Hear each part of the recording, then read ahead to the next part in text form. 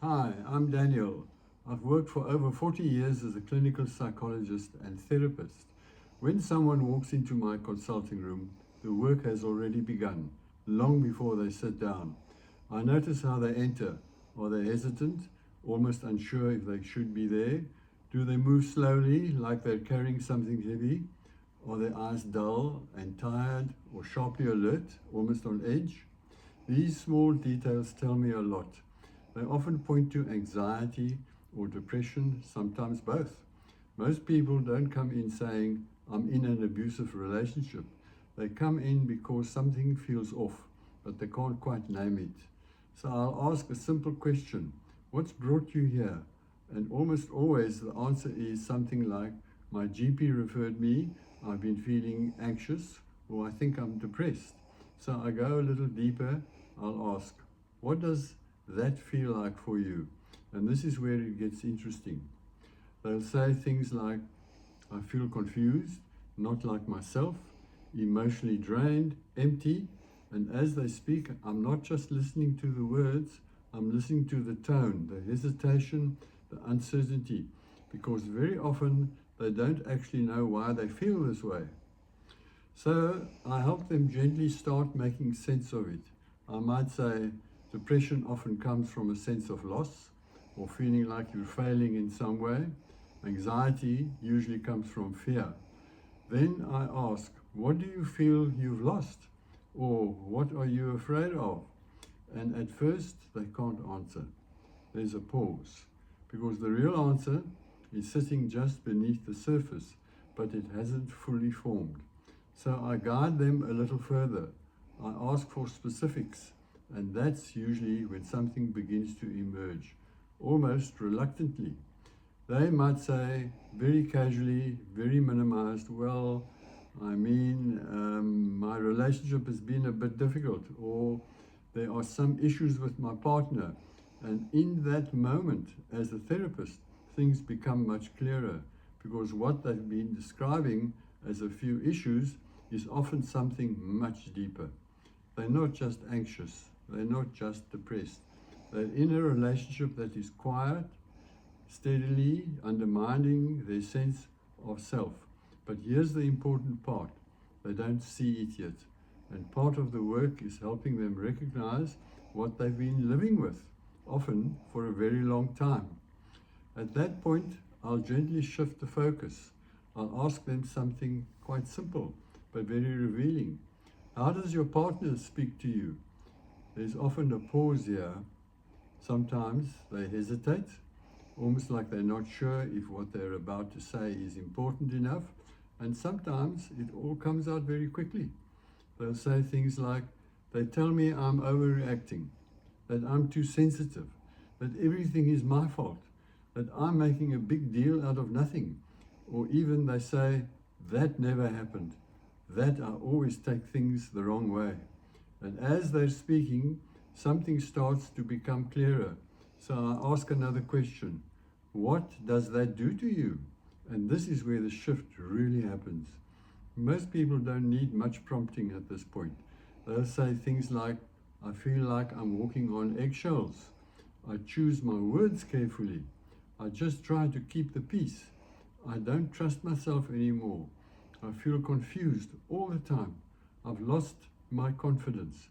And now we have something very important, because what they're describing isn't just stress in a relationship, it's a pattern. So as a therapist, I begin to gently bring this together for them. I might say, from everything you've described, it sounds like you've been on the receiving end of emotionally abusive behavior.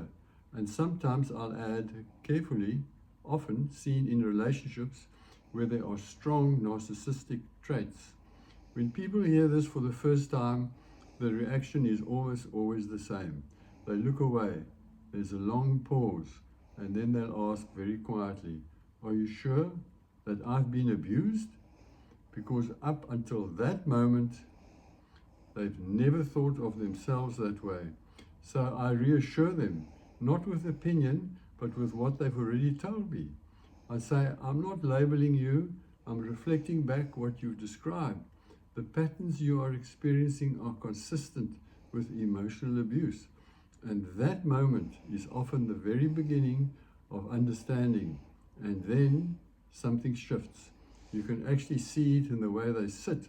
Their body softens a little. They look up at me differently. There's often relief and just a hint of hope. And then they'll say something like, "You mean you believe me? I'm not imagining this?" Because for so long, they've been made to doubt their own reality. So I answer them simply, "Yes, I believe you." And you can almost feel the weight begin to lift. Then comes the next question, and it's usually a very honest one. So how do I stop feeling like this? How do I feel less empty, less hollowed out? And that's where the real work begins. I'll say, yes, that's exactly where we start. We'll figure this out together. We'll begin to understand what's been happening to you. And slowly we'll work out what's been chipped away over time. So you can start to feel like yourself again. Because that feeling of being hollowed out doesn't happen overnight. And healing doesn't happen overnight either. But it does happen, and it begins with understanding. If you've listened this far, you may already be starting to recognize parts of your own experience in what I've been describing to you. And that matters because the next steps, the understanding, the awareness, the rebuilding, doesn't happen all at once. They happen gradually. In therapy, this process would normally unfold over weeks, sometimes months. So what I've done is put together a series of 12 episodes that walk you through that process, step by step, helping you make sense of what you experienced and slowly begin to reconnect with who you are. I've also written about this in more depth using real-life examples in 3 books. The most recent one is I'm All Hollowed Out, and what I've shared with you here is exactly what that book is based on. These are real conversations, the real patterns, and the real moments of understanding that therapy can, or rather what happened in therapy in so many ways. This is where your therapy can begin. Not weeks from now, not when you feel more ready, but here, with awareness, with understanding, and with someone finally putting words to what you may have been experiencing for a long time. I'm going to read to you, I just need to find my glasses, here they are,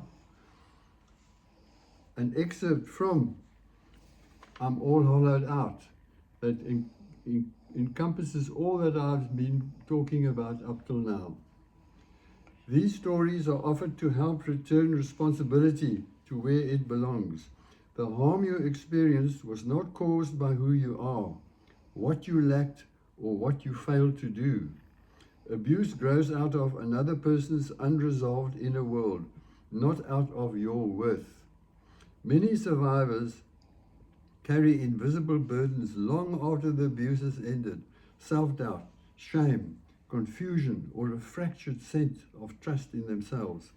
Understanding can, over time, begin to loosen these burdens, not as an explanation that erases pain, but as a gentle reminder that what happened to you was real, undeserved, and not your fault. There is no single way to heal, and no timetable you need to follow. Moving forward may come in small moments of clarity, safety, or self-kindness. Each of these or those moments matters.